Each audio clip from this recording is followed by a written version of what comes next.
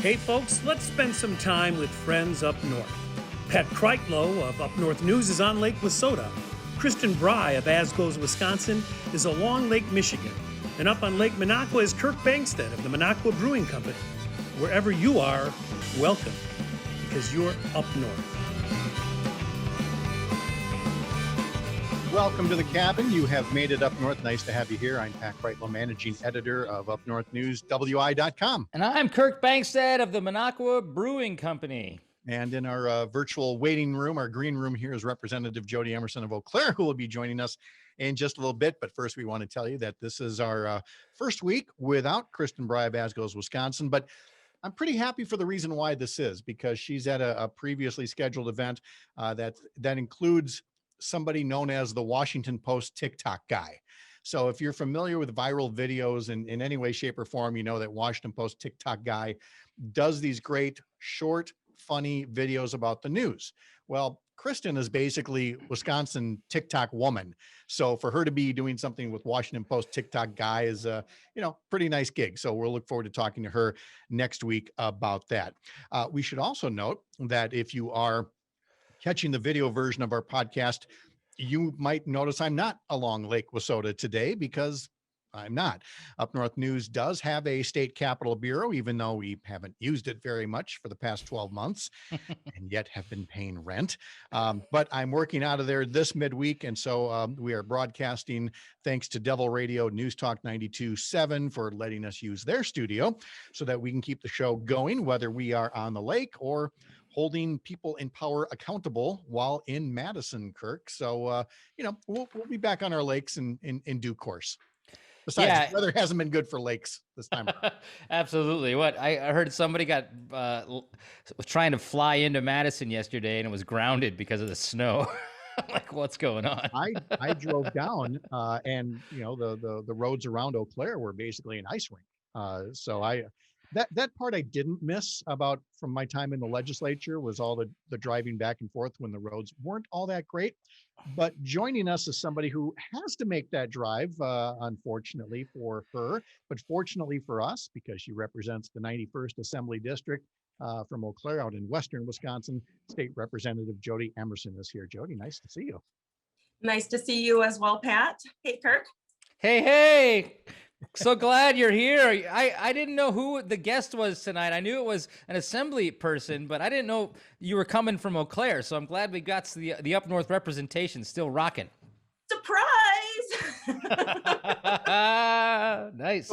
So we're going to talk to her about several different areas about the legislature, ways that they affect life up north, including infrastructure. Later on, we're going to talk about decriminalizing marijuana with Up North News reporter Jonathan Sadowski.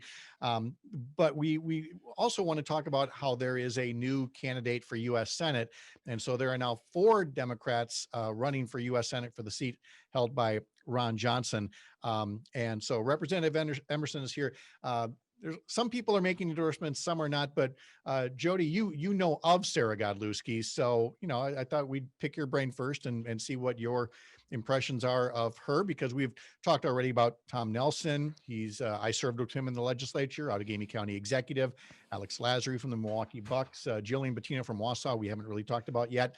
What are your impressions of Sarah Godlewski, the state treasurer? Well, Sarah and I have been friends for a while. She's an Eau Claire native. We both went to the same high schools, although very different years, I might add. Oh, wow. But she was much more recent than I was. Let's just leave it at that. Good. So, all right. And Sarah is one of these people I would consider a very good friend. She's been a good partner for legislation. She's good to bounce ideas off of. And from a personal aspect, I'm so thrilled that my friend Sarah is running. Being from Eau Claire, having a woman in the race that's won a statewide election already, I'm thrilled. So.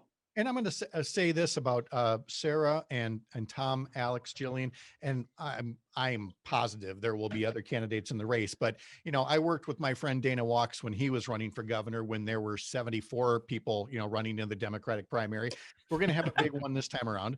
And part of the reason Democrats won in 2018 and kicked Scott Walker out of the governor's mansion is that, that large primary field basically played well with each other. They kept it on ideas. There was very little sniping. There was very little, mudslinging or whatever. And certainly from the cast of characters in here right now, Jodi, I sense we're probably going to have again a primary that's mostly focused on the issues and what they see as the problem with Ron Johnson.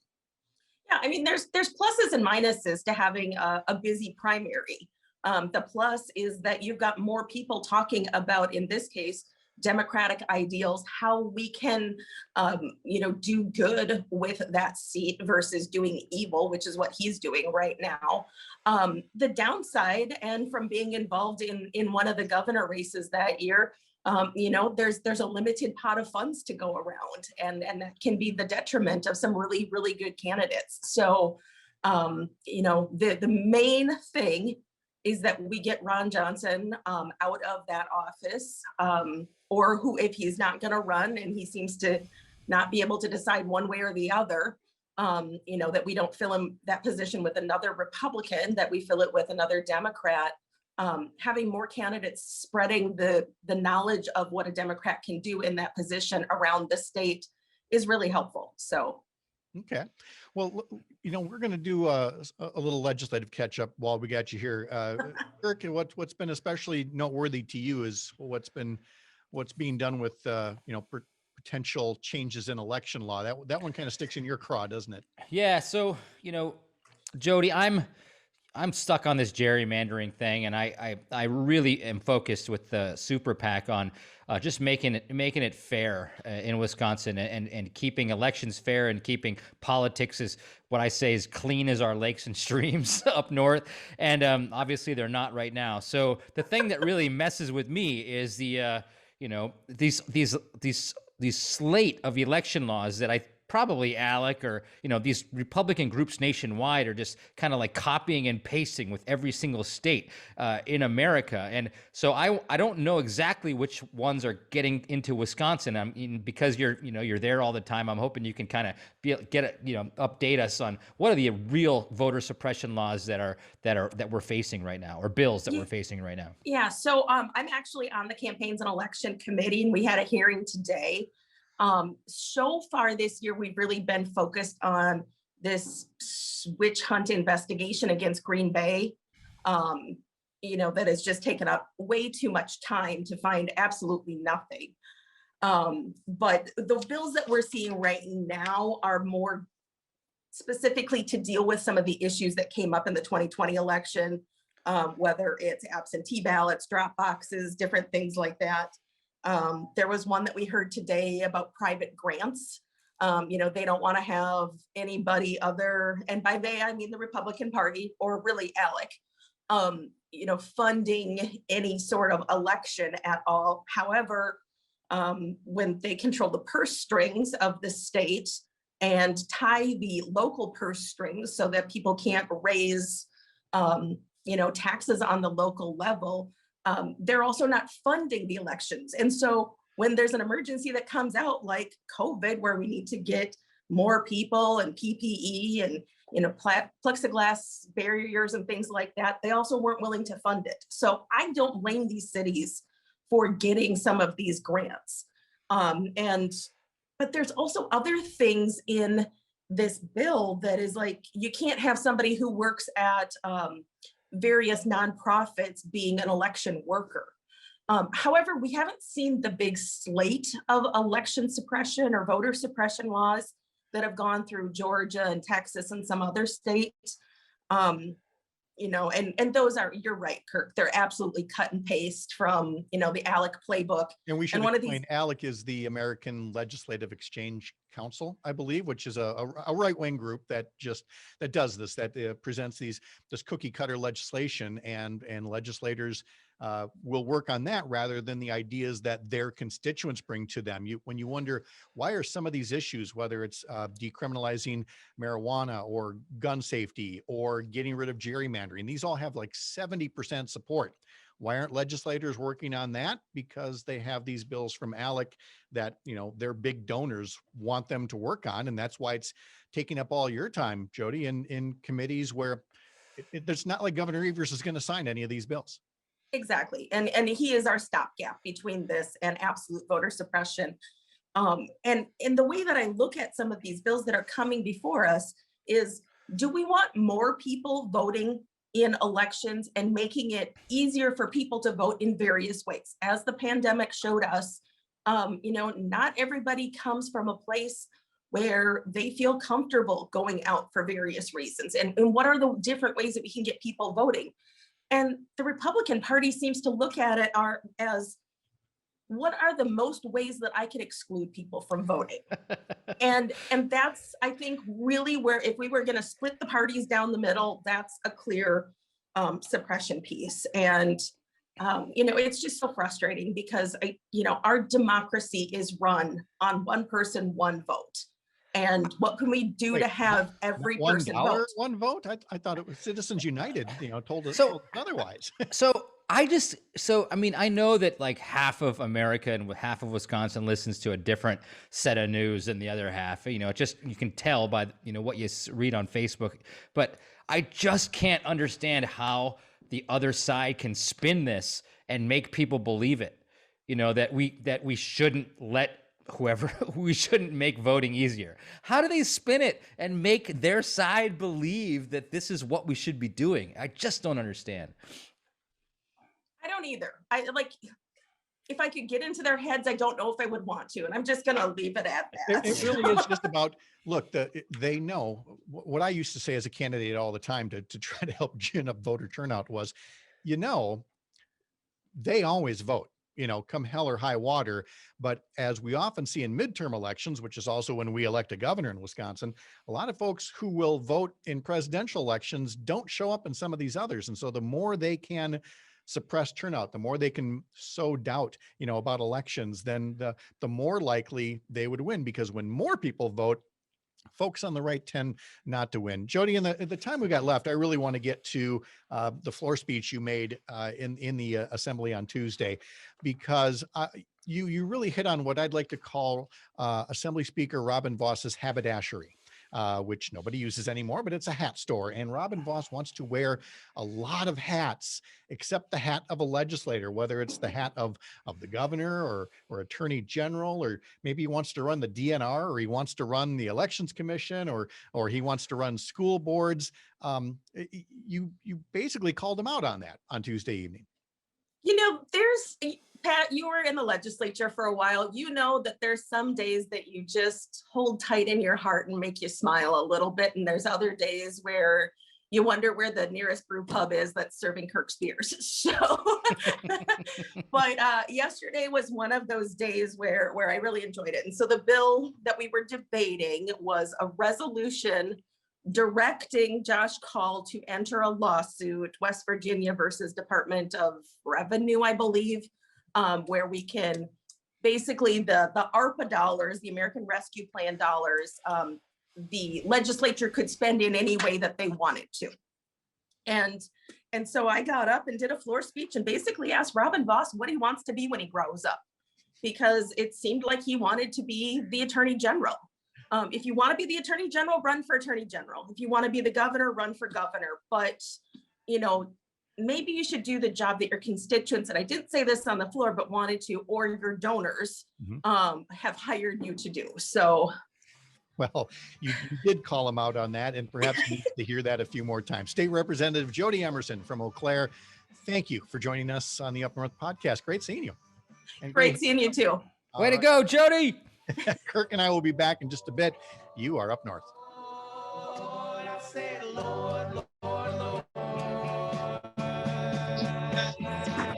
Won't you let me die?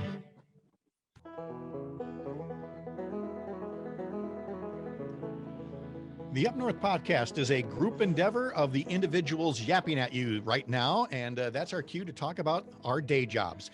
First off, yours truly is the managing editor of an entirely separate entity called Up North News, a no-nonsense digital newsroom that tells you all about today's headlines and how they impact Wisconsin families and the things we value here. In an easy-to-understand style, Up North News explains how people in Madison and Washington are making decisions that help or hurt our Wisconsin hometowns. We hold the powerful accountable. We tell you what's working and what's not, who's working and who's not. We live to expose misinformation, and there's a lot of it out there these days. At Up North News, we believe in democracy, the kind that works for all of us. We believe voters deserve to feel informed, not fatigued or overwhelmed. And we tell the stories of people, community, and happenings that make this state such a kick-ass place to live. You'll find us on Facebook, Twitter, and Instagram by searching for Up North News WI. Don't forget the WI, or our website, upnorthnewswi.com. Now, this is normally the part where Kristen tells you all the stuff she's doing over at Asgo's, Wisconsin. Since she's off this week, we're just going to tell you, go watch her stuff. You'll like it, you'll laugh, you'll accidentally learn stuff too. And last but not least, Kirk, what's new at Minocqua Brewing Company? All right. I want to talk about the Minocqua Brewing Company and the Super PAC. So we brew what I call progressive beer to celebrate our progressive roots in Wisconsin and to help raise money and awareness to stop corruption in Wisconsin politics, and most specifically northern Wisconsin politics, which has been left in the lurch in the last few years. 5% of the profits of our beer are donated to our Super PAC, which I like to call dark money meant for good.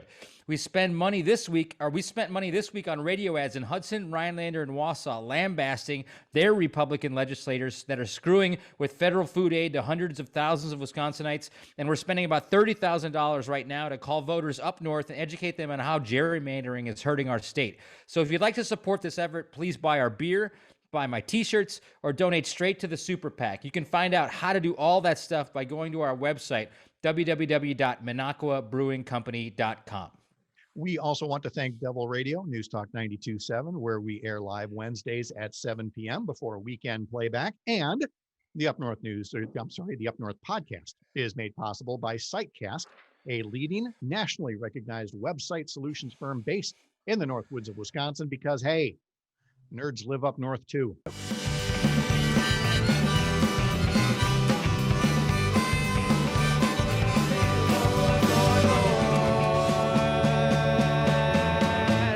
Let me die. Okay, so welcome back to the Up North podcast. I'm Kirk Bankstead, and I coming to you from Lake Minocqua. Pat Kreitlow would be coming to you from Lake Wissota if he wasn't drinking too much beer in Madison, probably after this show. And Kristen Bry is off this week. So, Pat, this is the Up North podcast, and we've been focusing on state politics, but there's a lot of stuff going on up north right now, some good and some not so good. So the first thing is a lot of people I know have just got done with what's called the sugar bush season, where they put a little spigot on a maple tree when it's a sunny day during the day, and when it's below freezing at night. Apparently, these maple trees just start spitting out sap, and then they boil it up. They taste it until it tastes like syrup, and then they filter kind of the bugs and the detritus out of there. And I talked to a couple people today who were doing it, and it's such a family-friendly activity. Folks from some of the tribes, the Lac du Flambeau tribes, are doing it. Folks down in Wausau are going out in the woods and doing it, and it's such a wonderful thing. So look about that compared to the next season, especially for the tribes in Lac du Flambeau and some of the other tribes. The one I'm closest to is Lac du Flambeau. Spearfishing season is next, and so talk about a difference. Maple syrup, family friendly. These guys go spearfishing, and unfortunately, up north is not known for kindness towards the Native Americans when they're spearfishing. There's been some racism. Last year, there was a guy that shot at these guys who were fishing.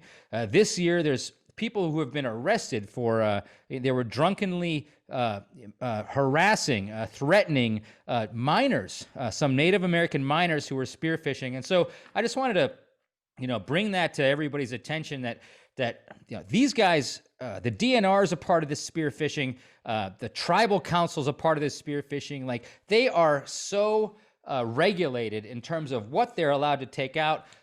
Compared to anglers in Wisconsin, they take way less fish than the sports anglers take. And I just wanted to, kind of, see if Pat wanted to chime in, but just wanted to give the tribes some love because they're going through a tough time every season. Right around this time, they go through a tough time with some of this harassment. And I think that people think, well, that's just part of life up north. No, it's not, and no, it should never be.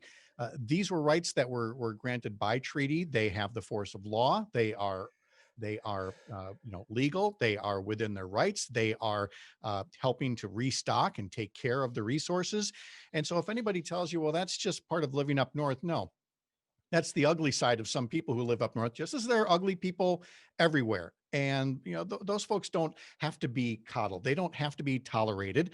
They deserve every bit of exposure, derision, shame, or law enforcement activity as possible.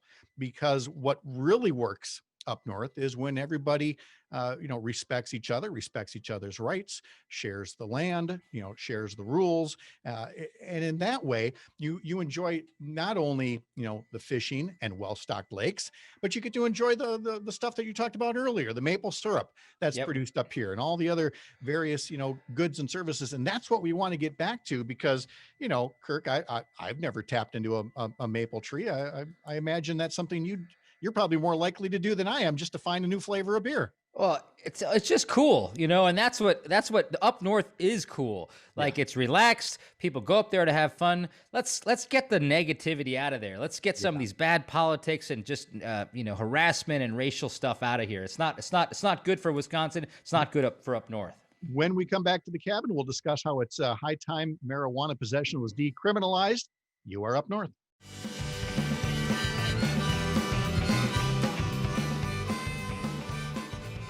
Welcome back to the Up North podcast. I'm Kirk Bankstead. Pat Kreitlow joins me. Kristen Bry is off this week. Pat, what do we got going on next? Well, I think we're going to spend the next couple of minutes on pot, in a manner of speaking. Look, there's not a ton of things that get bipartisan support in the legislature, at least, topics that most people are familiar with. But marijuana reform has consistently been one of them. It's not that there's a consensus yet on making recreational pot legal. Some folks only want to legalize, medical marijuana, and that's a fair debate. But there does seem to be a consensus on decriminalizing marijuana possession, at least for small amounts. And so we've asked reporter Jonathan Sadowski of Up North News, you find him at upnorthnewswi.com, to tell us whether anything might get done in Madison this time around. Hello, Jonathan. Hi, thanks for having me. Hey, what do you mean by decriminalization, as opposed to legalization and recreational and medicinal? Tell us about decriminalization. What's in the bill that you reported on earlier this week? So there's this bill that's actually been introduced for the past 3 consecutive legislative sessions.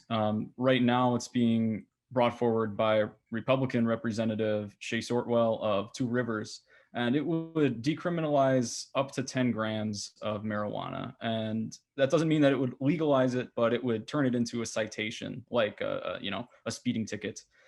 So it would be a $100 fine for up to 10 grams, whereas the current state law it's a criminal charge, a misdemeanor for any amount up and punishable by 6 months in jail or $1,000 fine.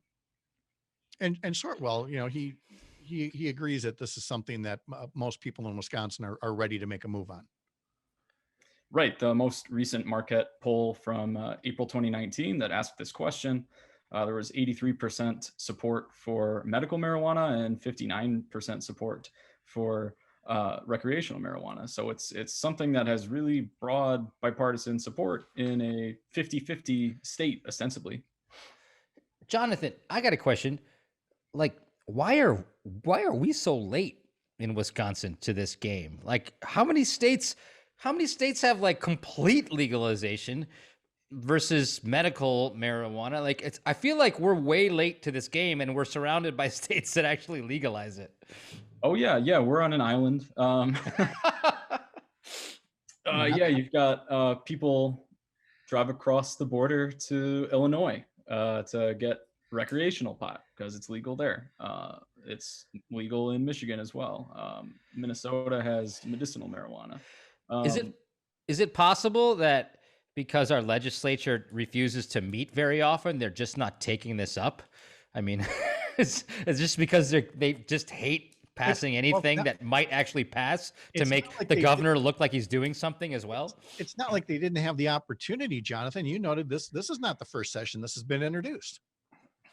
Yeah, right. And it hasn't gone anywhere. It hasn't been brought to a vote.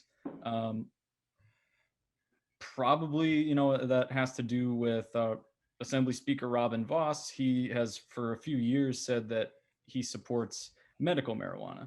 Yeah, right. But the former Senate Majority Leader, Scott Fitzgerald, who's now in Congress, I mean, he was dead set against anything, if I recall correctly. Yep, correct. And I think it kind of remains to be seen where the new Majority Leader, Devin LeMahieu, is kind of at in that regards. I reached out to actually both of their offices about this bill and didn't hear back. But Go figure. Right. So, but this time around, there was a change that Sortwell put in, hoping to attract at least some more Republican support, but it's going to cost some Democratic support, isn't it? Yeah, this time this bill had been introduced just as the straight up $100 fine up to 10 grams previously, but this time when he introduced it last session, it actually had no Republican support. Whereas when it had been introduced by former state representative Adam Jarkow in the prior legislative session, there was some bipartisan support. But what Shea Sortwell did this time is he added a clause that says for any amounts under 10 grams, cities cannot set their own fine for that. It would be $100. And there are a few cities like Milwaukee, Racine, Madison, and Eau Claire that have lower fines than that, ranging from like $1 to about $75 for up to about 25 grams.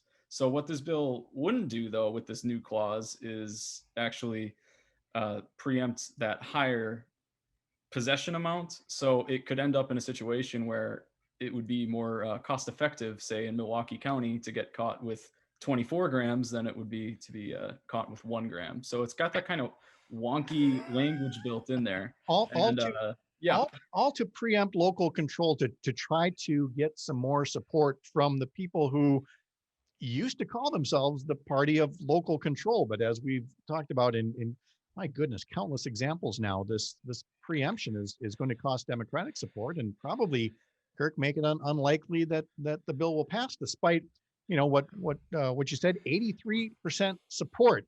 I mean, Kirk, you don't have the support of 83% of the people you call friends, and yet this issue has that. Man, I mean, I don't get it. Like, okay, so I own a brew pub for the last, I sell beer. Like, I've seen way more violent drunks than I see violent potheads. I mean, these guys come to a bluegrass show. They're the most peaceful dudes ever. Yeah, sure, they don't buy a ton of beer, which is probably why the Tavern League doesn't want people to legalize marijuana. But come on. You're not going to get in a car accident because you drive extra slow. You're not going to get in a fight. I mean, geez, Louise, let's just legalize this stuff already. It's not a problem. And most of America recognizes that. Most of our constituents recognize it. Why do we have such a crazy legislature who just doesn't want to get things done? And we should note that Governor Evers did include full legalization in his 2021 budget proposal, but a lot of Republicans have, as Jonathan has written about, have balked at such a proposal. But Jonathan, we really appreciate you sharing some insight on this. We'll continue to follow this and all the other stories you're doing over at Up North News, but we really appreciate you spending some time with us today. Yeah, thanks for having me. All right. Well, coming up next, it's Infrastructure Week someplace. What it would mean to actually, finally have an infrastructure plan in Wisconsin. We'll be back. You are Up North. You always said I was a better person than I knew I was. Welcome back to the cabin. I'm Pat Kreitlow along with Kirk Bangstead. Kristen Bry is off this week, and we are in the midst of discussing the benefits of passing a real infrastructure bill and what it would mean up north and throughout Wisconsin and other places. And in Madison and in Washington, infrastructure is, one of the topics. First, it was about economic stimulus in Washington, and that's what the American Rescue Plan was from the Biden administration. Now the discussion is on the American Jobs Plan, which is infrastructure, something that Donald Trump said he was going to run on in 2016. He kept talking about it. Infrastructure Week became a running joke, and honestly, it's still a mystery because that would have been such a slam dunk for him. Because again, that's something people support. They want the jobs that come with their roads and bridges and schools and broadband and everything. And Kirk, you've been looking into how a good infrastructure bill would benefit life up north. Yeah. So up north, we're a weird beast up there. A lot of us went for Bernie because we weren't so happy with the establishment Democratic Party, and the reason we aren't so happy is because we don't see state dollars or federal dollars or almost any dollars kind of wind their way up to northern and rural Wisconsin. So, and when we do see the Republicans just want to shrink government, so it starves. But unfortunately, when there's not a lot of money to go around, and most of the Democrats are coming from Madison or Milwaukee, that when the pot shrinks because of the Republicans, the Democrats from Madison, Milwaukee just try to shore up their own districts. So what that means is that we up north generally don't see much money at all coming our way. And that's why, so that's kind of like the background. So when I saw this stimulus package, and I saw, Senator Tammy Baldwin is now in charge of the broadband kind of to rural areas. And, now it's like, this is finally stuff that people have been running for office. When I ran for office, people have been running for office up north, have been talking about this for years, but nothing's getting done. Let's talk about broadband first. So in our neck of the woods, nearly 27% of residents lack access to what scientists have said is like enough broadband to actually like function with, and overall Wisconsin ranks 30 nationally for broadband access. Pat, what do you think about that? I think that I can't stand seeing the commercials about 5G. I'm like, we don't have a G to deal with here. These are the kinds of investments that are not just, playthings. This is what's good for commerce. You should not worry about a company in, Neillsville shutting its doors and moving to China. You should worry that a company in Neillsville is going to shut its doors and move to Eau Claire because that's where it can get access. And that while that keeps them in Wisconsin, it does us no good, in rural Wisconsin and places up north. Kirk, you even look at a place like Nicolet College up north and the significance of that, as well as other education, but that's one that you wanted to hone in on. Yeah, so, Nicolet College is in Rhinelander, and, a lot of people, when they think about infrastructure, don't necessarily think about schools, but, we had a huge issue with schools in up north. You need to have broadband in order to do online schooling. And B, there's tons of safety issues with old facilities like asbestos, and you can't have great filtration systems when you've got a virus passing around. So a lot of the Biden plan is saying that we're going to upgrade, like schools in order to do that. But there's so much more we could do with places like Nicolet College. We're a tourism community. We could potentially be more than a tourism community if we actually had broadband, but we don't. But right now, people still come up to the North Woods to stay in cabins, to eat at restaurants, to go fishing. And so what I want to see happen is more of an investment in Nicolet College. Make it an actual destination college as opposed to like a stepping stone for like a 4-year UW. Let's get an actual a culinary program in there. Let's get a restaurant hotel management program at Nicolet College, because that's what we got. We got tourism. Right now, it's really underfunded. It's really small. And as a brew pub owner, I was desperate for people that knew how to cook food, that were professionally trained. And we couldn't find them. We had to go to UW Stout in order to do that. So a lot of this infrastructure stuff, I think, should, if Wisconsin legislature is not going to do it, let's get some federal dollars and beef up Nicolet College and some of the colleges up in the North Woods. And so really, when you talk about infrastructure, you're talking about two things: jobs now, jobs later. The jobs now go into those upgrades, whether it's roads and bridges, whether it's schools that have everything from old technology to HVAC systems and roofs, that are leaking and falling apart. You have those jobs now. You then create the jobs by churning out, better students, by having more commerce come in and use the roads or use the broadband, get more products to market, as the case may be. And then you have the savings. The stimulus bill the first time around in 2007 has created so many jobs in the green energy sector that it just boggles the imagination that we would want to stand in the way of that. Now, there is a fair debate to be held on where you draw that imaginary line that, well, this much we don't think we can afford. But if you sell it short, you're selling the future short in the jobs that you're not creating now and the jobs you're not creating later and the money you're not saving later. Now, back to roads for a second. As of February, the Wisconsin Department of Transportation has 4 major highway studies in progress, 19 projects. That alone is thousands of jobs and all the economic growth spillover. And over at Up North News, we are going to have a story later from Jonathan Sadowski, whom we heard from earlier. And one of the folks he talked to was Mark Gottlieb, who was Scott Walker's transportation secretary, but who resigned because he was upset that Walker was refusing to support increased road spending. And Kirk, you remember the billboards about Scott holes. I mean, nothing, taking away nothing from Tony Evers or a whole lot of other things, but I'm telling you, campaigns are run on bread and butter issues. And when people associated potholes with what Scott Walker was not doing to invest in the infrastructure of Wisconsin, I'm convinced Scott holes is what got him out of there as much as anything else. Yeah, it's like starving government and misinformation is like that's their bread and butter. And it's like you can't starve government to the point where our roads turn to dust. And I always hate driving through Indiana.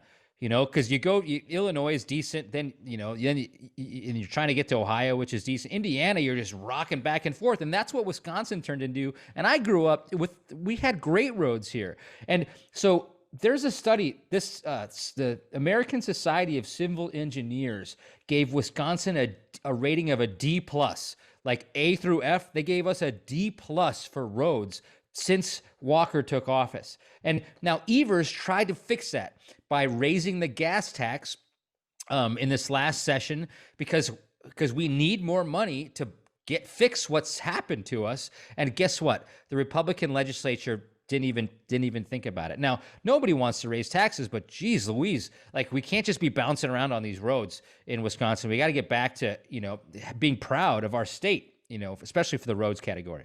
So we'll continue to follow that, as it moves through Congress, but also what the elected representatives are saying. A lot of the things they're saying are predictable, but we're looking for those surprises. We're looking for signs of actual recognition of what it would mean to this part of the state. Let's cover a couple of final stories in the time that we have left. First off, on the vaccine. Great progress here. By the time you hear this, something like 40% of the Wisconsin population will have received 1 or more doses, and more than 25% of the state now is fully vaccinated. And that's great, but again, the job is not even half done yet. And to reflect the seriousness of it, at least 2 days in a row this week, Tuesday and Wednesday, the Department of Health Services reported more than 900 new coronavirus cases each day, something that we hadn't seen in a couple of months, and still seeing, anywhere from 5 to 10 deaths a day. And the Wisconsin Hospital Association is showing again an increase in the number of inpatients. And we saw how bad that could get, Kirk. And so again, we can't possibly say enough the importance of still wearing those masks and keeping your distance from folks.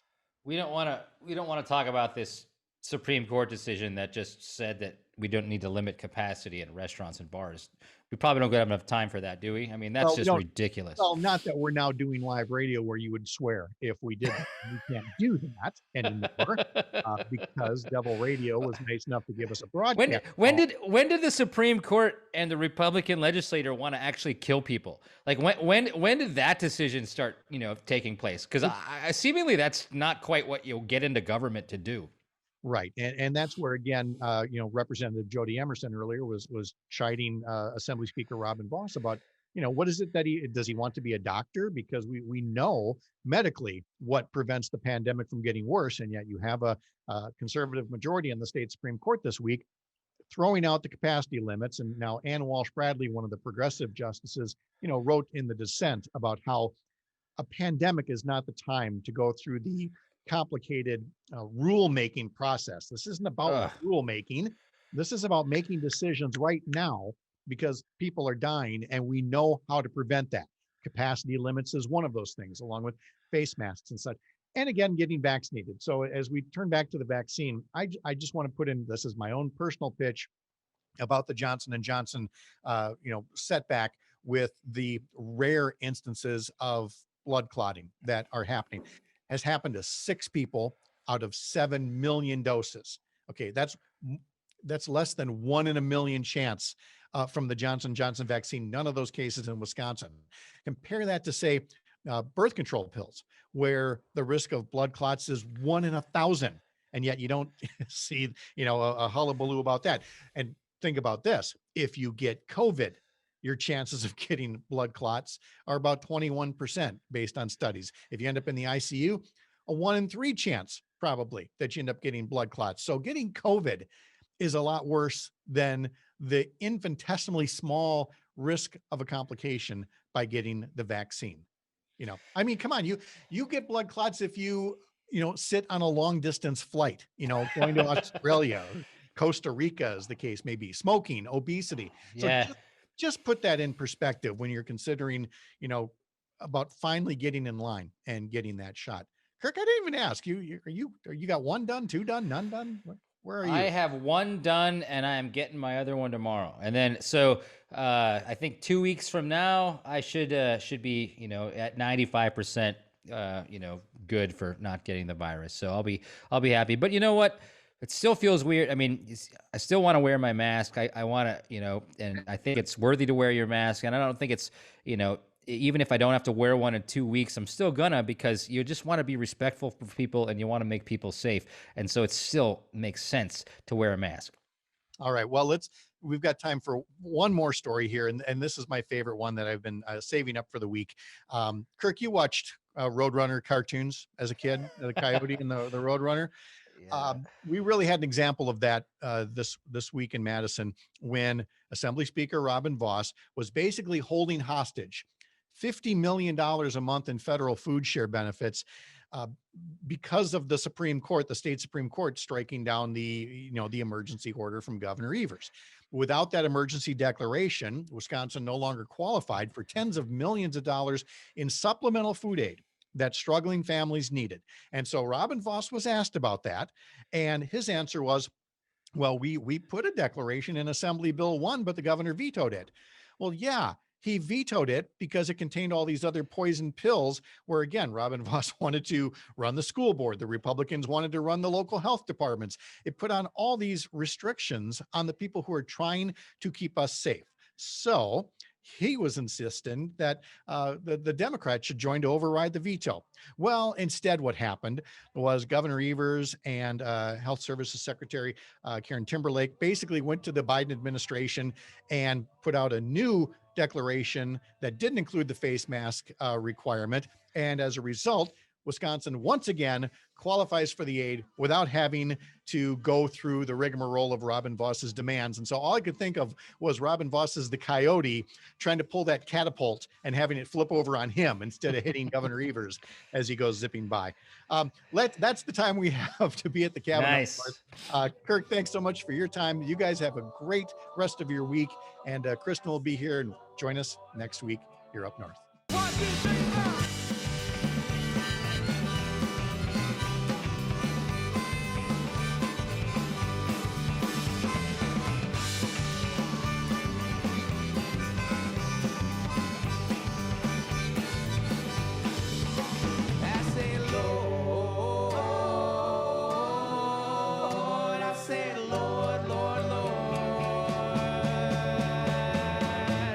Let me die.